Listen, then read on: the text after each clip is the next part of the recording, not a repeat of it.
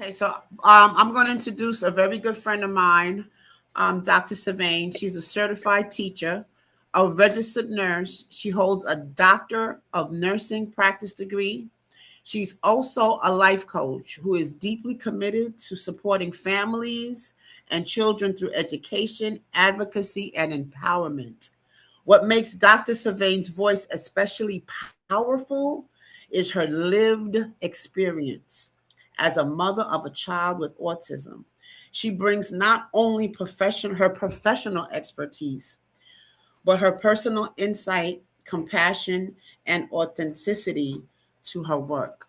So, some of you don't know, but here she is, Dr. Savain. Hello, everyone. Nice to meet you. Thank you so much for coming. And then you want to introduce Dominique, or I'll introduce her. That's on you. She's my baby. I'm not gonna say anything else. She's out. So proud of her. Okay, guys. So I have with me today my co-host, which happens to be my daughter, Dominique Leonard. She has a bachelor's of science in education. She's a certified secondary mathematics instructor. She's a published author, and she is a autism sister.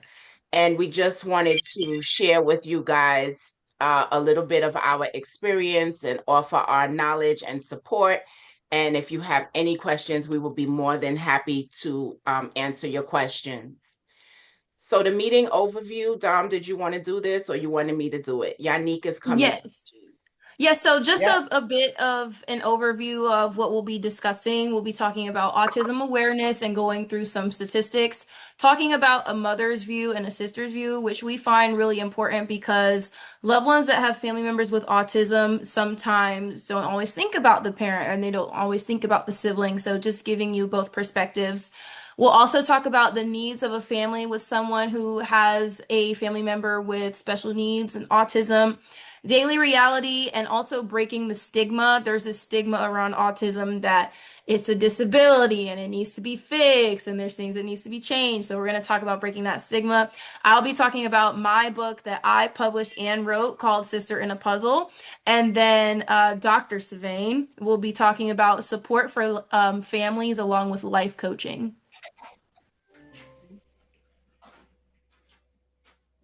So current autism statistics. Currently, my son is 30. He'll be 31 on May 9th. So I have really been through this thing by trial and by fire because 30 years ago, a lot of people didn't even know what autism was. We just started seeing a whole bunch of strange behaviors and just had to figure out what to do. But nowadays, luckily, when you say autism or you say Asperger's, which they're not really using anymore, or you say ADD or ADHD, anything related to the spectrum, people are a little bit more knowledgeable than they were 30 years ago. So all of us are in a better position than we were. But now there's 1 in 31 children in the United States who have a diagnosis. There's a 3.2% prevalence. There was an increase from 1 in 150 to 1 in 31. So we know that it's getting worse. Boys are 3 to 4 times more likely to have it.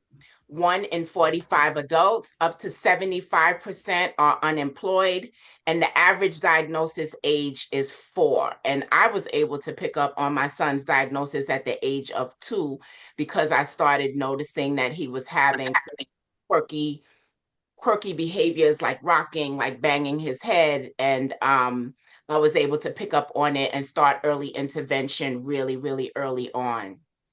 So family views, I'll talk about it from a mother's perspective. It had been really difficult for me to have a child on the spectrum while trying to work as a nurse. You get those dreaded phone calls. He did this, he did that.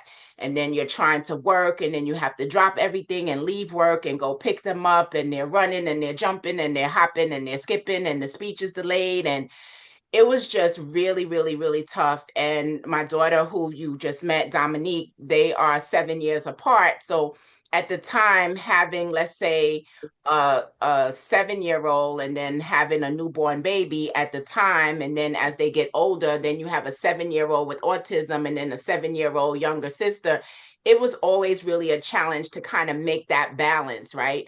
And the thing that's so intriguing is I never even really knew the trauma that Dominique survived as being a sister, because I was just trying to be the mother, if that makes sense, trying to make sure that everybody got exactly what they needed, but not even knowing that in the attempt to try to do that, that she was being traumatized by some of his behaviors and other things that she'll speak about on her own. So from the sister's perspective, Dom, what could you say?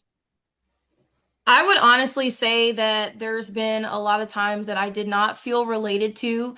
And I know that just being in a classroom and having students, because I'm also a teacher myself, but just being in a classroom as a child with students, well, peers, I should say, that did not have autistic siblings or did not have autism, I just really couldn't relate to a lot of them.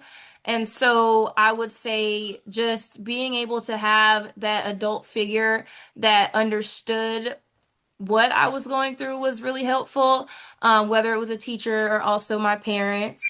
I would say for me, I definitely saw a lot of the differences between him and myself because he is 7 years older than me. So I was able to pick up on, well, he's 16, but he's not yet doing this. And my other friends' siblings are. But I will also add though that we've had a lot of normal interactions and connections, and I've definitely seen a lot of sense of normalcy within him as well as a sister. So So next we'll move on to good days and hard days. I'm going to say that it's very different when you're dealing with someone that's 2, 3, 4, 5 years old than when you're dealing with someone that's 10, 11, 12 years old, than when you're dealing with someone that's 17, 18, 19 years old, than when you're dealing with a 30-year-old, right? So all of you may be in different phases and stages of development. You may not have per se a diagnosis of autism, but you may see quirky behaviors. You may have been told that your child is on the spectrum and you may not even know exactly what that is or what to even do with that information. So good days are days when you can wake up, have your breakfast, go to school, go to work, nothing happens. That's a good day. A bad day is when you're having terrible behaviors, aggressive behaviors. I've been bitten, I've been scratched, I've been slapped. And that's not something that happens on a day-to-day basis, right? But it's something that happens. It happened to be part of the diagnosis, especially during teenagehood. For me, I decided to start meds at the age of 7, and I am a nurse, so it was a very hard thing. But I would tell you that if you can get your child on the right cocktail of medications, it can be game changing. The other thing that I would say about medications, coming from a mother, coming from a teacher, coming from the perspective of a nurse, because I'm all three, I would say that as the child gets older, that medication cocktail will change. So what worked when they're 5 is not going to work when they're 10. What worked when they're 10 may not work when they're 15, and it's definitely not going to work when they're 30. So in addition to changing meds, sometimes you have to change your practitioners, because the practitioners also get burned out. So I have had experiences where I realized that the psychiatrists seemed like they were getting aggravated, and then I had to switch psychiatrists. So these are all things that parents that are just coming up may not be knowledgeable or aware of.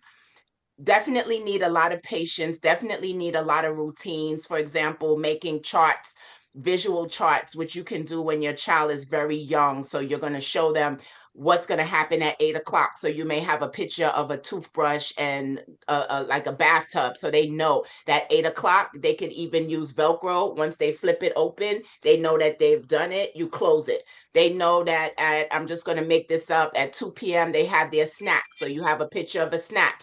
And then they know that at 7 o'clock, they're going to get their bedtime story. So you have a picture of a bedtime story. And then you can make a board where they can actually use Velcro and flip it up and down in order to participate with their activities, because the more you can show them and engage them in doing, the more helpful it is.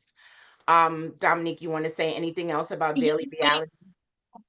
yes, I wanted to add something because I know you spoke along the lines of medication, but can you also talk about the specific diet that you had Javon on? Because I know that there's a correlation between certain foods, and some people are maybe not as comfortable with certain medications. So can you also talk about diet and different foods that they could maybe stay away from as Okay. well? So definitely, I would say when he first started having issues, somebody had told me to put him on a wheat-free, gluten-free diet. So he did not talk until he was 5 years old. And I could tell you, once I was very strict with that wheat-free, gluten-free diet, it was game-changing for him. So at that time, it was really hard, right? You had to go to a health food store to get gluten-free. But now, if you go in almost any supermarket, right next to the wheat products, there's gluten-free products. So even just making a small dietary change, like eliminating gluten from your child's diet, you may start to see a big difference. Definitely potato chips are off limits, right? But you have to figure out what you're going to use, right? So let's say if you use a corn chip, right? A corn chip or a rice chip may be more innocent than Cheetos, which has yellow dye, or the red dyes, right? So you definitely don't want to do things like Kool-Aid that have the red dyes. In general, never really did too much pork and beef, more of chicken, turkey, fish. But I think that if you eliminate some of the gluten and unhealthy snacks, that you can see changes right there in terms of speech and behavior. Anything else for this slide, Dom, or we're going to move on? We can move on. Does anybody have any questions so far that you want to interject and ask any questions about anything we said so far? No questions. Okay. All right. So next we have support, education, compassion, community matters.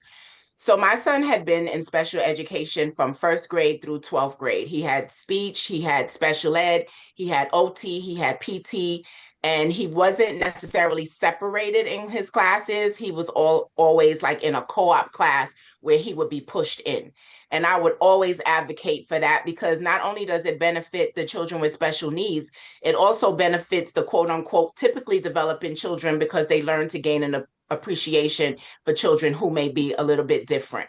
So it's beneficial to both to learn how to understand and how to get along. So special education definitely should not have a stigma if it is used appropriately. And I would say that one size education does not fit all, because we know that there's a disparity in education, and certain people in certain neighborhoods and certain zip codes are going to get better education than other people in certain zip codes. And I'm not even going to say that you have to go to a zip code to people that don't look like us. That's not necessarily true, but you just have to research maybe the reading levels and the math levels, and that's where you want your child to go. So it's not really based on color, it's based on standards and how other people are doing in terms of meeting the guidelines for math and reading. Those are very important. I would say Kumon is excellent. Even though my son had special needs, I put him in Kumon very early on. I don't know if you guys ever heard of it. I could put it in the chat. It's spelled Kumon. And he was able to do as much as algebra in high school. So it doesn't mean that because you have special needs, there's a limit on you. It just means that you learn differently and you need a little bit of extra support. So if your child is struggling with reading and math, I will definitely suggest Kumon. I know they have a couple in the Queens area. I'm not necessarily living in New York now, but I know that even Dominique went to Kumon and she did math. And it was so funny that now she's a math educator with a bachelor's degree in secondary education, and she hated it, but it worked out. What I want to say about the community is, when you have somebody with special needs, or even if you don't have somebody with special needs, you need everybody in the community to help out. So one of the things that I did was I introduced my son to the police station several times. He's been there. The chief of police is on my phone, like 911, the lieutenant, so they know him. So we know that there's a stigma, especially for young Black men, that when the police come to your house, they come blazing guns. So the reason why I felt it was important to take him to the precinct and say, this is my son, he has autism. Sometimes he gets upset, sometimes he gets aggressive. If there's any type of altercation, they already know that if they come to the house, it's already labeled that somebody lives there that's differently abled. I wouldn't even say disabled, I would say differently abled. So they don't have to come to the house blazing guns, because they have already met him. And I think more parents should be a little bit more proactive. If you have someone with special needs, maybe introducing them to the community and to the police officers, etc., because it's just a matter of being proactive. Dom, what do you want to say about this slide? Oh, I just wanted to add that even if you don't have children with special needs, if you are going to be working with children that have special needs, you can refer their parents to just some extra support options. Facebook has some amazing groups with autism mom groups. They have mothers of those with special needs, teachers of those with autism. As my mom mentioned, Kumon is a great program. And someone asked what age is a good time to start. They can start as early as 3.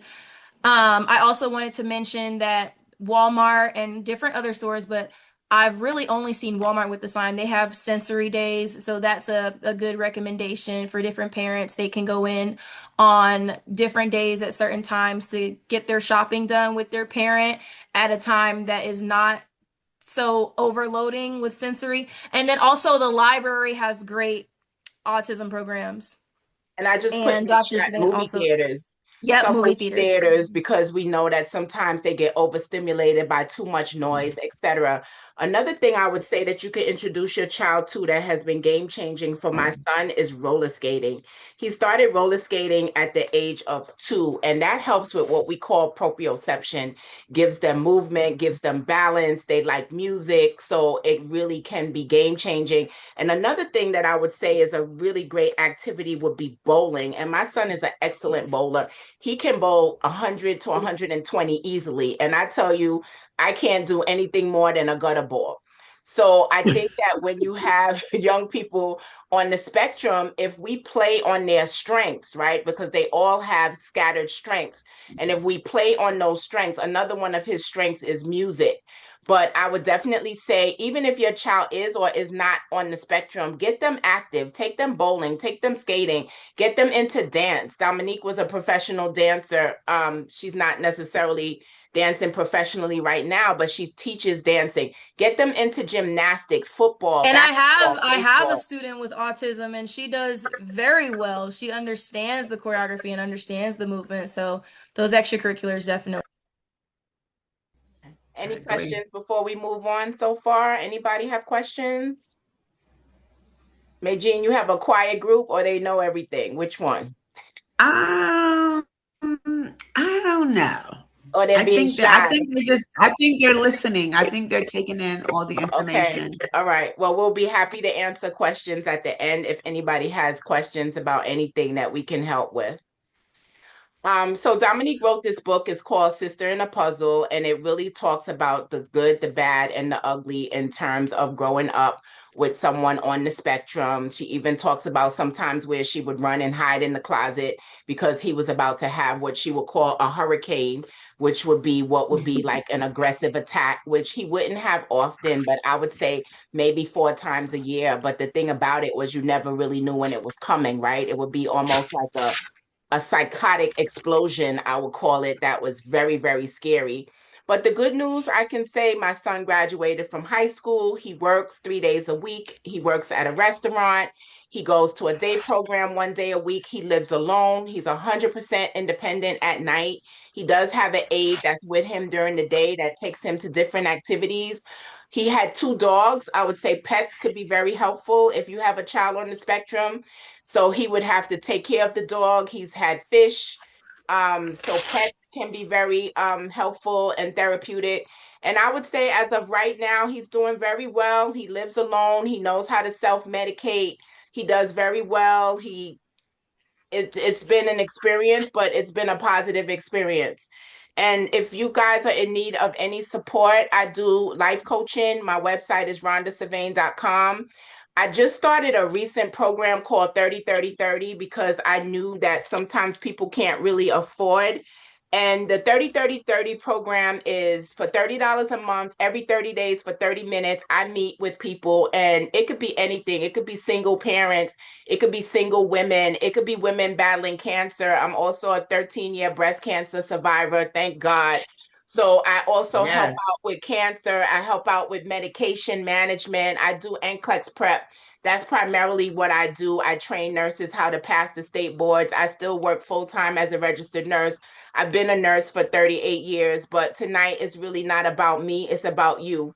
So if there's any way that I can help you and offer any support, the other thing about me is it's not always for a fee. If you want to reach out to me and ask me any types of questions, I would be more than happy to offer as much support as I can, because 30 years ago, I wish I knew somebody like me to walk me through it. I didn't have anybody. I had to walk myself through it.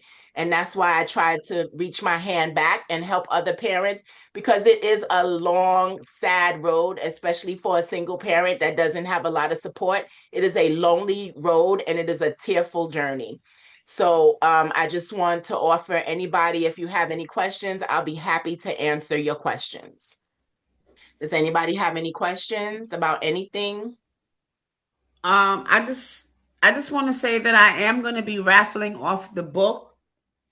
I bought a couple of copies, so I just want to make sure I have everyone in attendance that's here. I have Zaire, Emma Maria, I have Shakari, Haley, Rayhan, Miles, Kylo, Ashton. I know I'm missing some. Who am I missing? Aiden's mom, Coleman. Oh, Mr. Cole. Oh, okay. Sheree's mom. You got in there. Liam. Oh, Liam is here too. Sheree. Oh, Sheree Ray is here. Ethan and Austin. Austin. Okay. Austin and Ethan. Yeah. Got me, Mage. Felicia. Yep, I got you. I got you, Fifi. Miss Magine, before you do the raffle, after you collect everyone's name, do you mind if I talk a little bit about the book and just give a brief overview? Talk. I just want to. I was gonna just write the names down, so while you guys are talking, I'm raffling, so it's not messing up on your time. Okay. Hi, Miss Parker. Kobe's mom is here. Oh, Kobe's mom. And Kim, did you put me? I got you, Kimmy. All right. And I got Vanessa V. Carlos' father is here. Oh, okay. Oh, we got it. Dad on. Yay. We got 25 participants, Magine. Great job. How many? 25 total, and that may include the three of us. So let's just say 22. Oh, wow. That's good. So I want to applaud all of you for coming out tonight, because believe me, I know what it's like as a parent when you come home from work, you're trying to cook, clean, debrief, and somebody tells you about a meeting. You're like, I'm not going to no meeting. So I give a lot of homework, Rhonda. I give a lot of homework, so they got homework to do.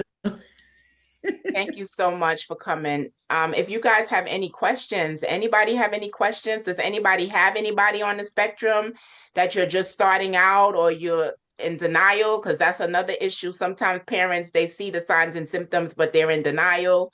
They don't want to face it. Other people are telling you things, but you don't want to hear it. No. Rhonda, I think because they're still young and they haven't been diagnosed. Like, we're going through early intervention. So, gotcha. You know, I think that's the main problem here, that we're just trying to see if through stimulation and other things that we do with the people that come in as support to help, you know, and that's excellent. Early intervention is excellent, excellent, excellent. It starts at 2, and that's when I started at 2. OT, PT, speech, special ed, please don't be afraid to get services. So guess what? Let's say if they're offering you services and your child doesn't have a diagnosis, that's just going to make them stronger. So don't be afraid to get services for your child. Take the services. Somebody says, I think denial is a part of the average diagnosis, age being 4. Most parents are inclining but do not want to get informed. Hi. Hi. Good evening. This is Miss Turner. Miss Turner. Oh, Miss Turner. Miss Turner's on. I got to put her on. Hi, Ms. Parker. I met Ms. Parker because I provide services at daycare. I'm sorry, I'm got reverb. I What kind provide of services do you services. provide? I am an SLP and I Okay. am an ABA and SI. Okay. Let me step out. SLP, ABA, and SI. And I just wanted to say that services can begin from 0 months to 3 years old here in New York City. So if you do feel that your child is on the spectrum or do have some delays, you can reach out to early intervention, which is a free program offered by the state. Can anyone share the services? I couldn't Have a finish. mom not from here that needs but being denied. Where's the mom at, Rihanna? Are they in New York? She's in New York. She's one of my colleagues. She's a surgical tech, but she said that she's received a lot of denials. And a lot of my friends are teachers, and they're cutting back a lot of services, and they're putting they're mixing the classrooms now. So it's going to be completely different for like the public school system. A lot of systems, a lot of things are changing. Yes, I'm also a public school. I work in a public school. So yes, come September, things will look awfully different. Right now, we're struggling to provide services for children and predominantly speech and language and OT and PT, which is all of everything. They're hard to find services for children. So as of right now, children are waiting for services. So one of the things that I listened to what you said, Ms. Savion, was that parents should definitely not only advocate, but they should find outside resources such as OPWDD that will help you with services. There are parent groups out there that provide. Ms. Parker and I had tried to do a parent group. A couple of parents came, but we offer a parent group so that we can help you with the situation, help you find the resources. We provide the resources at the daycare. Miss Parker's daycare is one of none. One of none.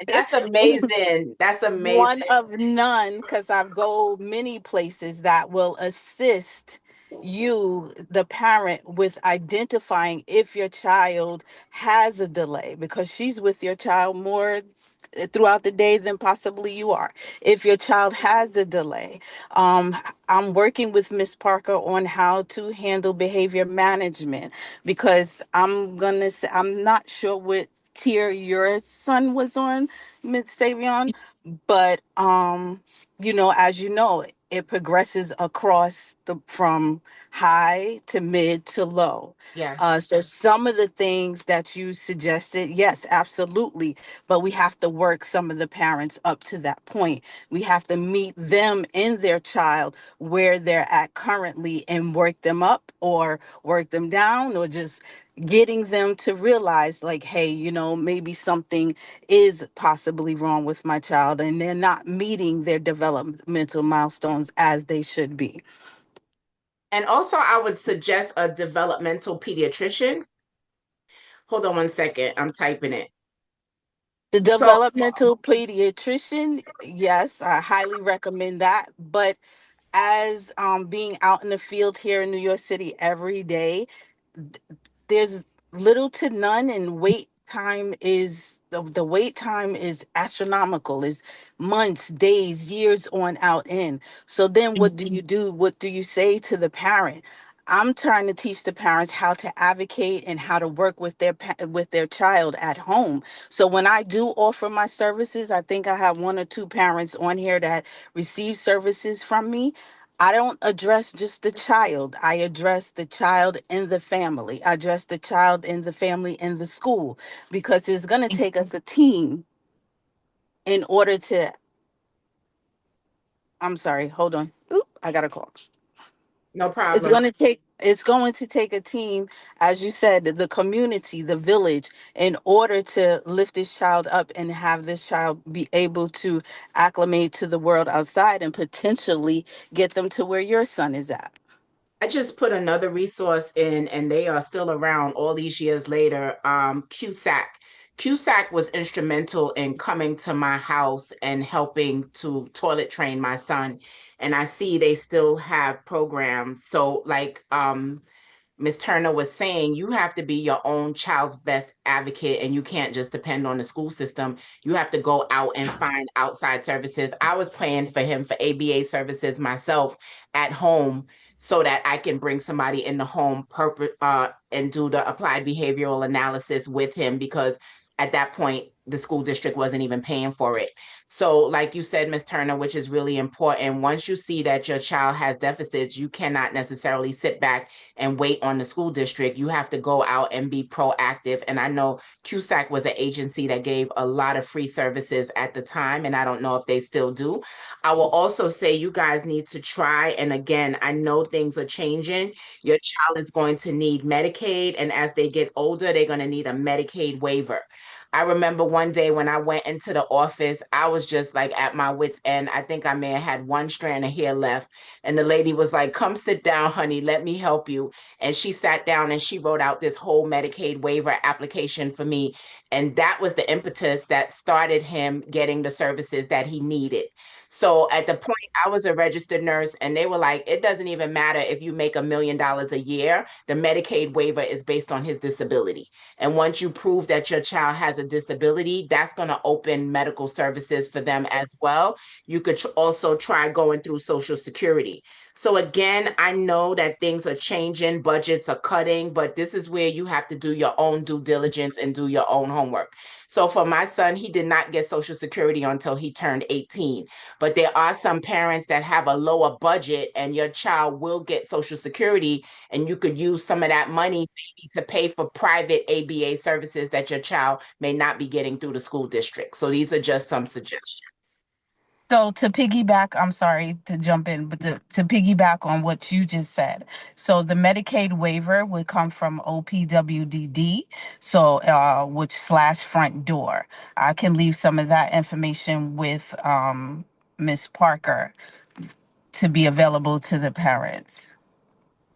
Because currently I live in Georgia, so I don't even know what's happening in New York, but I could tell you this one of the reasons that I left New York, because 30 years ago, they didn't even know what autism was. And when I moved to Georgia, the school district that I moved to, they had an autism consultant on the staff, so I was sold. And he didn't really have any problems in school. When he acted up, he always acted up at home for whatever reason that was. So sometimes a change in environment may be good too. If you're struggling to get services in a certain place, you may just need to go where you can get services. Any questions? Majin, a few people just signed in, but I don't know who was who. I wasn't really keeping track. Okay. Hi, I'm Kim. And I have children from the age of 9 to 38. My 38-year-old was never formally diagnosed like with autism or anything.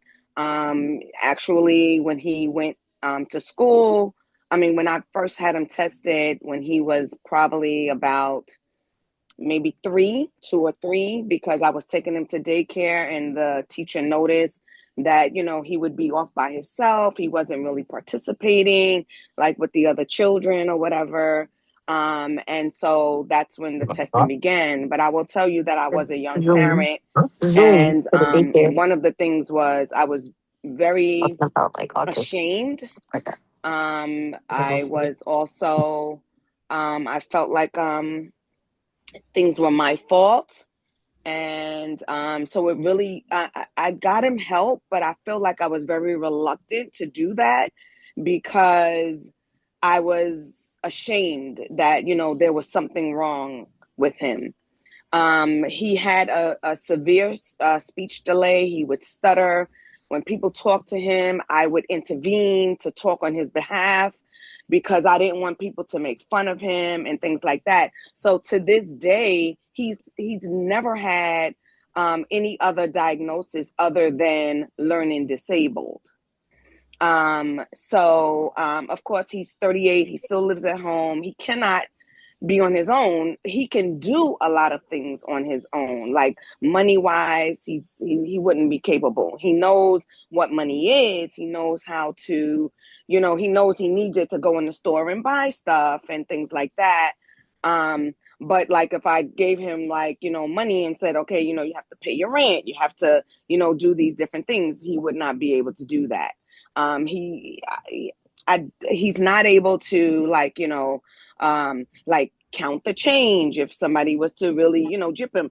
I live in Nassau County, so it's very different from New York City. I did live in New York City when he was a child, but I live now in Nassau County. So it's a little different out here because now my younger son, who's 9, he's not diagnosed with autism either, but he does have some delays.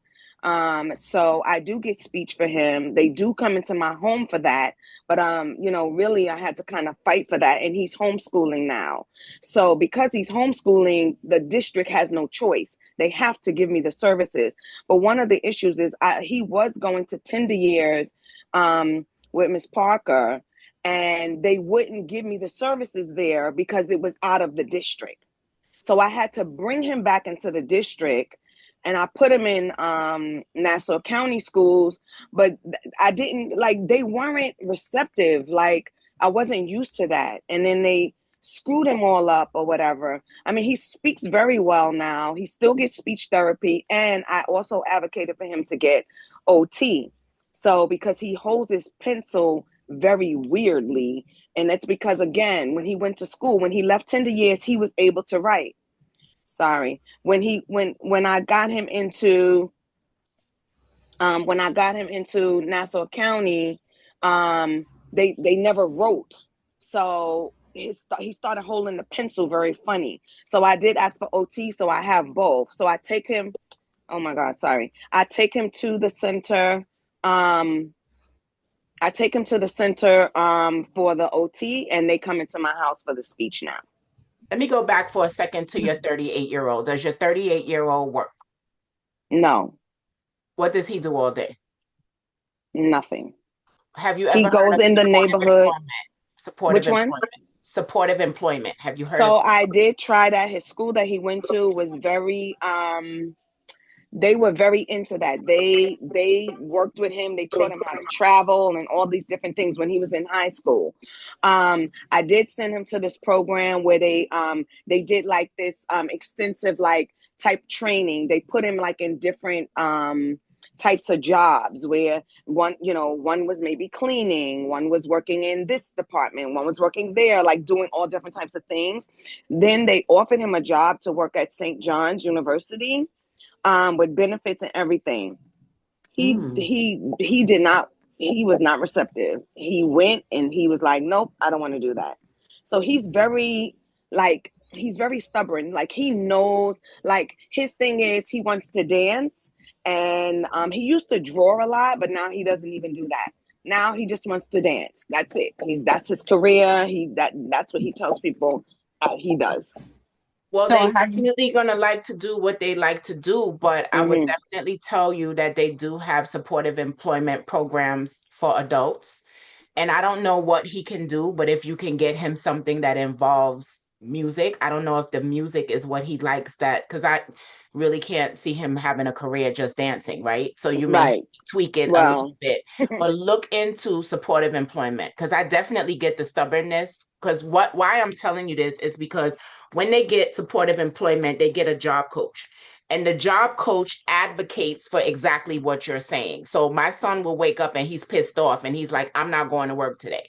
So now that the job coach is going to run advocacy for me and call the employer and say, you know what, he's having a meltdown today, he's not coming.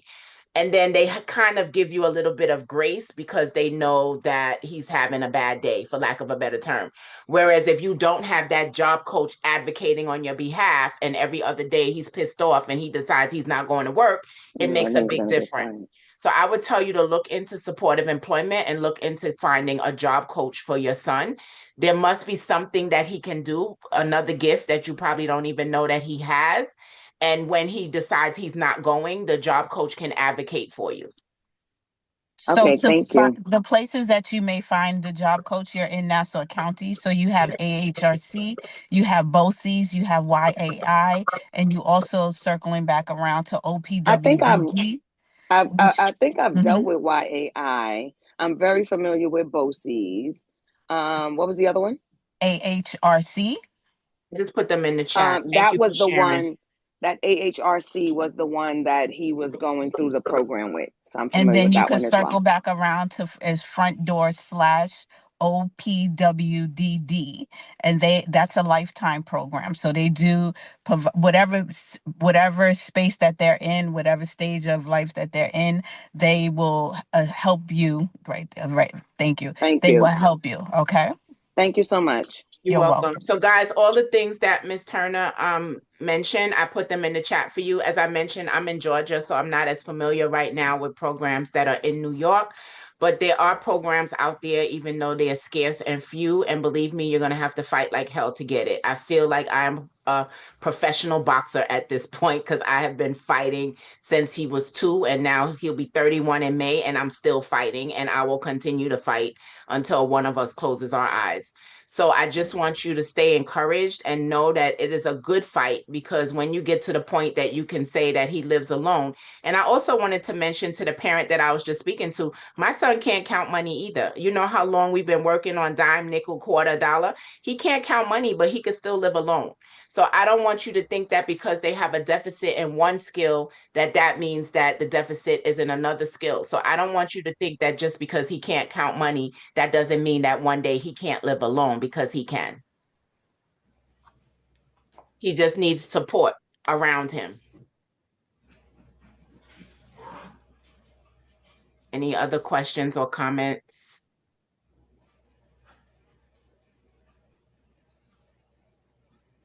I just think the bottom line is to, know your child, advocate for them, because down the road, we have so many success stories at the school.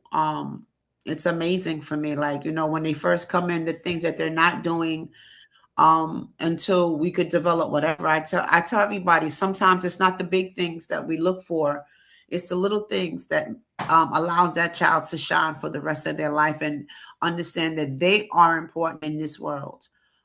So as an educator, for me, it's been overwhelming because we used to have one case in the school where the kids need support, but now we have 8 cases of children in the school that need support. And it's questionable to me, like, what's going on. But in the same time, I need to educate myself, because this is what we're going to be dealing with. And even like Ms. Dominique said, our kids who are general ed, when it's good for them to have this exposure now, because when they go to the bigger schools, it's not like what's wrong with that child. They kind of understand.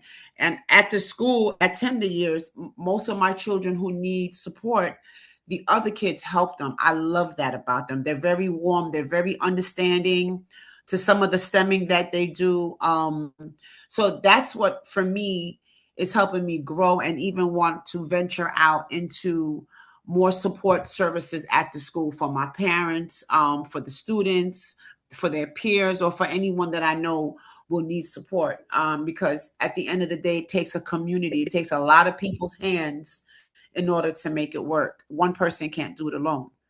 So that's why I just love this month that we in, that we could recognize and understand this. But this is year to year.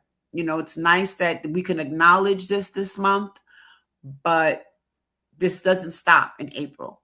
It goes on year to year.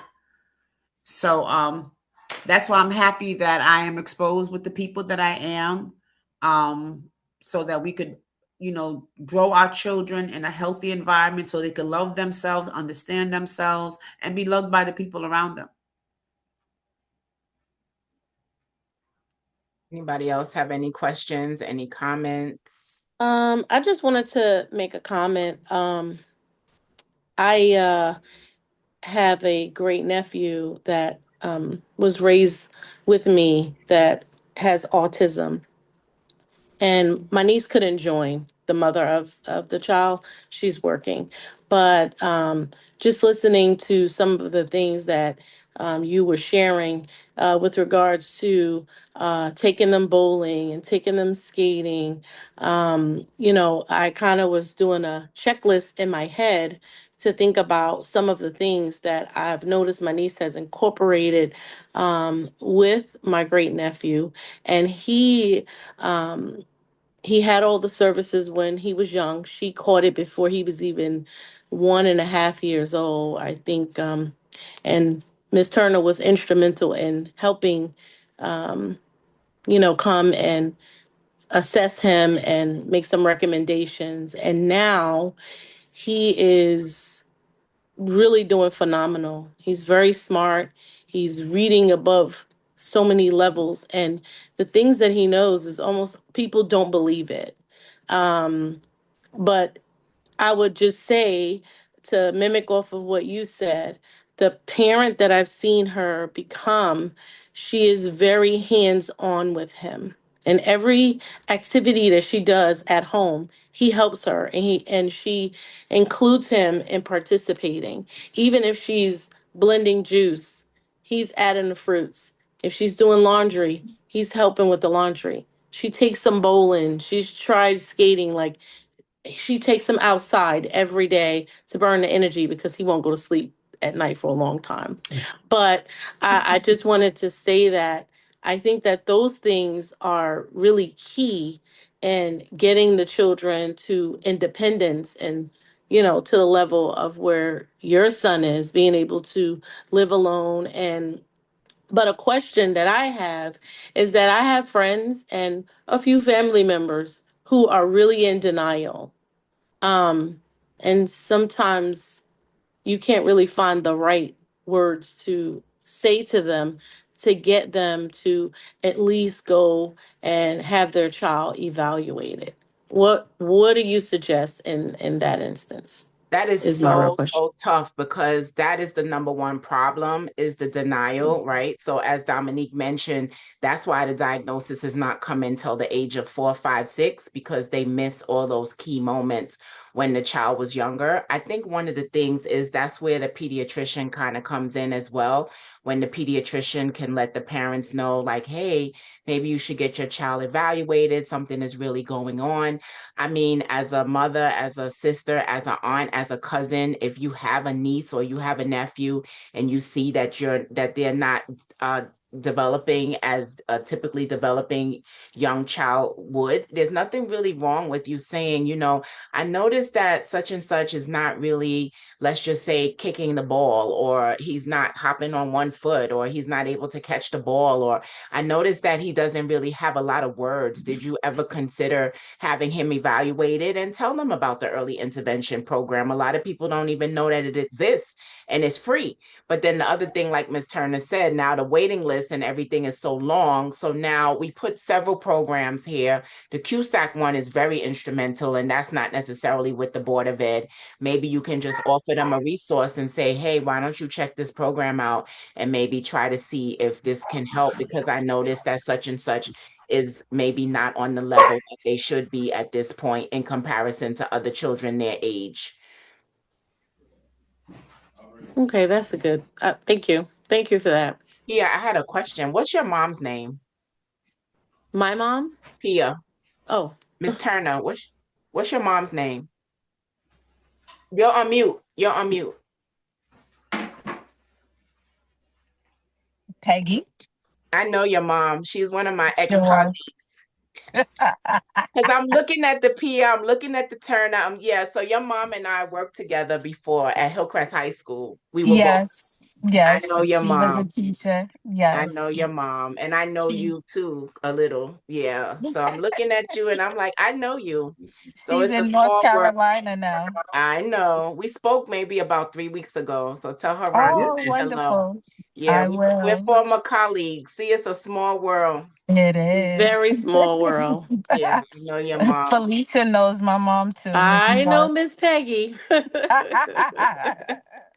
Miss Can you Peggy turn your leaves her phone off? mark on all of us. Yes, she does. Does anybody else have any questions about anything that we can help you with? Jean is going to raffle off her books. Dominique, if you want to tell them a little bit about what the book is about, and hopefully they'll enjoy reading it. Yeah, so my book is pretty much just my journey of having a brother with autism from childhood to adulthood, the good, the bad, the great, the sad. My readers say that they can't stop reading it. They read it in one sitting. They also say that there's points where they're laughing, they're also crying. I find that the book is very relatable to those that have family members with special needs, and it's also very informative to those that do not, and it'll also build your compassion for others. So I definitely, not just because I wrote it, but I definitely recommend it as a read. And you can follow Dominique on her Instagram at Dom Leonard Author. And you can also follow me if you like at my Instagram, which is Rhonda Savain, or Legacy NLC if you want to try to keep in touch. And you can reach out on my website, rhondasavain.com, if you want to keep in touch. Majeen, do you have anything? So I have 12 books to raffle here. We have Kim Champion, Kylo Hunt, Emma Maria Elst. I have Miss Turner, Ethan and Austin, Zaire, Shakari. You get a book. You get a book. You get a book. Liam gets a book. Rayhan, Miss Barbie, Haley. Is that 12? 1, 2, 3, 4, 5, 6, 7, 8, 9, 10, 11. Miss Vanessa gets a book. Sheree and Kaiser. So the book will be available tomorrow at the school. Thank you for coming out. Oh, can everyone take a picture with the book as a group, all 12 of you with your books? I would really love that, if possible. Oh, absolutely. As a matter of fact, when I hand it to them, it's going to be like click, click. Thank And I'm going to make sure I have all my names. Okay. Miss Rhonda, do you have a would you be able to give me a list of everybody who attended? Yeah, I can do that. Yeah, then that way I could just make sure. Some of the names are not the names that you know. Like, remember, someone is logged in as AVII, like that. You may not know who it is, but okay. So does anybody else have any questions, any comments, any concerns, anything that we can help you with before we disconnect? Well, we want to thank you guys so much for coming. It is Autism Awareness Month, but we need to be aware of autism, and we call it now neurodiversity, not only during the month of April, but every month, because, you know, the world is full of people that are differently abled. We try not to say disabled. We say neurodiversity and differently abled. And, you know, whether you have anybody in particular that is on the spectrum or not, we all need to know how to deal with people that are different when we're out in the community, because sometimes people are acting quirky and then we think like, oh my goodness, that child is just misbehaving, and we don't even realize they may be on the spectrum. And Dominique and I had a terrible experience in Mexico where my son had a massive explosion in Mexico and the police surrounded us with guns drawn, and we literally could have all got killed that day in Mexico. So thank goodness Dominique remembered a little bit of Spanish. She said, mi hermano is loco, which means my brother. Hey, not too much, not too much. They have to read about it in the book. Okay, well, we almost all got killed in Mexico. I can tell you that, as a result of one of his behaviors. And those police officers did not know anything about the spectrum, because we almost all got killed. So it could be very dangerous. You've seen, there was a situation where a man was with his patient that was autistic. I don't know if you guys remember this story, and the police almost shot them. So, you know, it's part of life. But I thank you guys so much for coming. If you have any questions, you have my Instagram, you have my website. I would be happy to help in any way that I can. And I appreciate you guys for taking time out of your busy night. And we want to be cognizant of your time. So we are going to dismiss right at 7:30. Thank you so much for coming.